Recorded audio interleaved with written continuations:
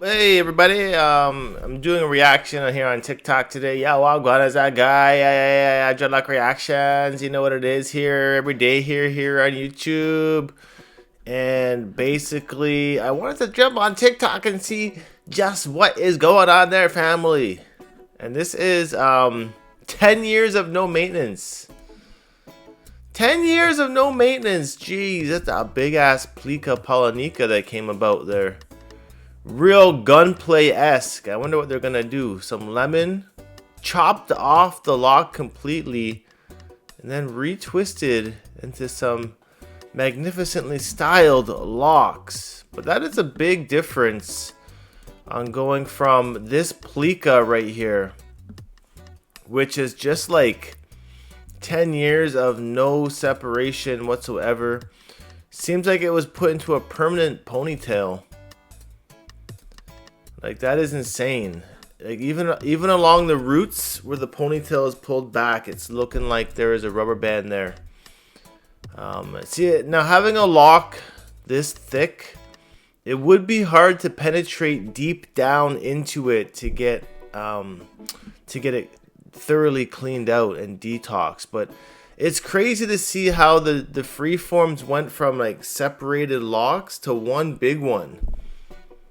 I'm trying to think of what that kind of resembles there. Like, it kind of looks like a squid, almost.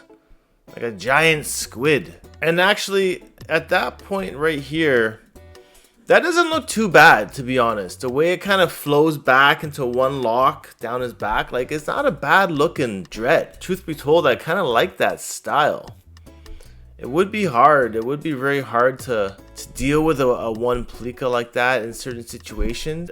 Here's an interesting shot as well. When she cuts this lock off, you can see the buildup that was inside the dread. Now, not to say that is mold. It's more so just a buildup of sebum. And I realized on my first set of interlocks, when I cut them off, this is exactly what I found inside of my locks, and I thought it was mold all this time, or I mean during that time.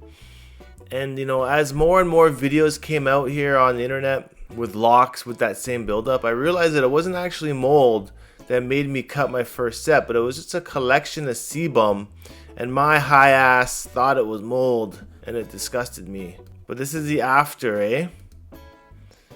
So pretty cool. May have had some of that hair reattached in, to be honest. Worked back in with a crochet hook and then retwisted at the roots. Crazy what people can do with these transformations though. Like, what a big difference, eh? That's wild. Let's see what happens here. I'll hit no misses. Man, this guy's got some lengthy ass locks.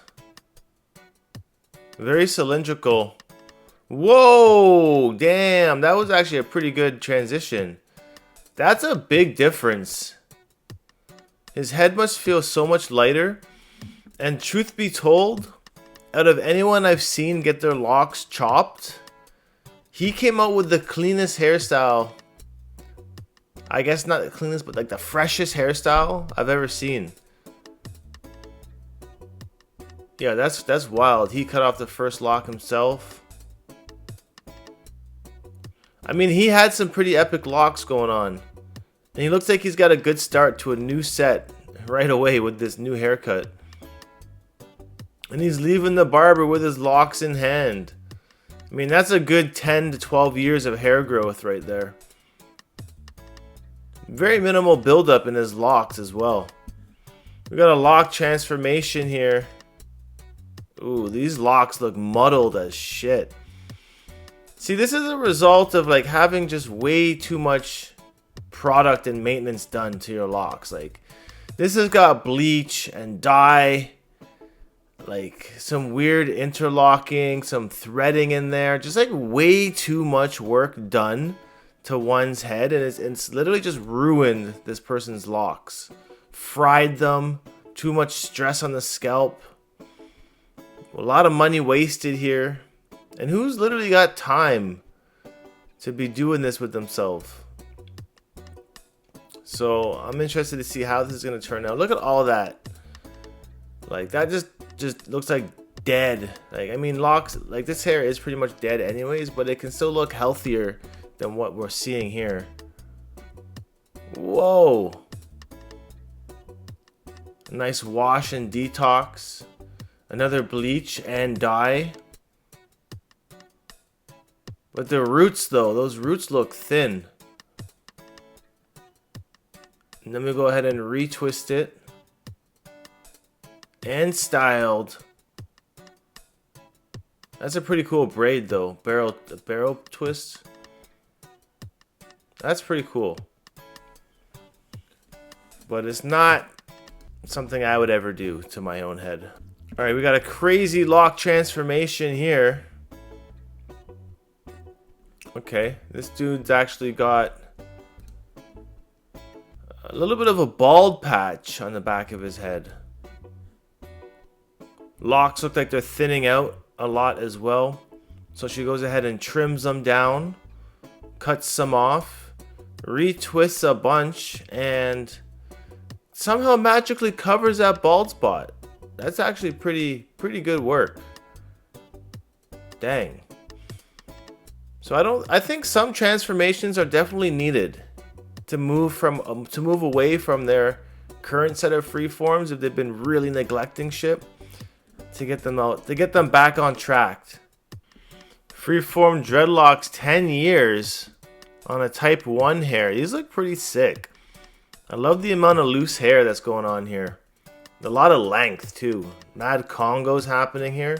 Thinner congos than what you can normally find. But definitely finding themselves wanting to marry up. So they've gone ahead and cut off some of that. Parted the top. What did she do? Did she interlock that or crochet hook it? I mean, there was nothing wrong with this at the beginning. To be honest, it kind of looked better with the ratty look at the start. And the congos here. And I think she actually trimmed off the branches of these congos.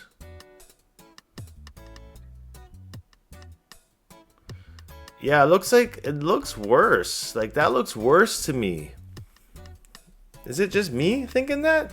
I combed out my dreads. Wow. Combing out freeforms. Or are these even freeforms? It's hard to find freeform videos here on TikTok, to be honest. Oh, this guy's got some mad freeform locks. Sick. This guy's holding it down for the community. I've seen this freeform transformation before, so it's a good one to show again.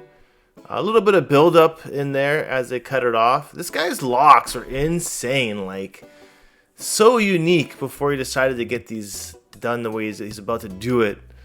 They're literally like going straight up. Like, that's a straight Bart Simpson hairdo. And they were like on the verge of starting to drop as well. He could have just separated them and had them drop down. And this is after. Crazy amount of buildup in those locks, actually. We can see here when he tips his head right there. It won't let me stop it on the right spot. Right there. We can see a lot of sebum. Which, you know, having a Congo that big on the top of his head, it's expected for this to be like that. Like, I would say 85% of the time when you got big ass Congos like that, you're going to find some buildup like this. Because it is hard to, like I said, to detox right into there. Interesting. I wonder what the exact remedy for that amount of sebum buildup is. Like, is it too far gone to ever get past that? And let's just cherish this man's dreadlocks for a moment before he cut them off. Like, how epic is that? When have you ever seen somebody with locks that look like this? He must have been wearing them up a lot with headbands. Shout out Dommy Boy. he's doing some separation here with the webbing that happens when you are freeforming. I always say to embrace the webbing as well. It's definitely a good thing to have webbing because it's making your locks stronger. I mean, it's not for everybody, but I always embrace and allow the locks to marry up together when I see that happening on my own scalp. So this guy was using scissors. Like, that's a nice strong Congo.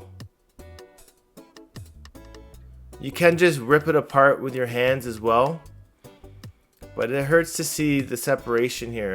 I would rather have them go up, rather have them stay together. So big ups. That was a pretty cool video. That was fun watching some reactions on TikToks just about semi freeform dreadlocks, dreadlock transformations, everything, what have you. Yeah, thanks for stopping by. It's been a pleasure doing this content here with you guys once again. More dreadlock reviews and reactions to come, so stay tuned, stay subscribed. This is Not Nation. Never forget. The Nation.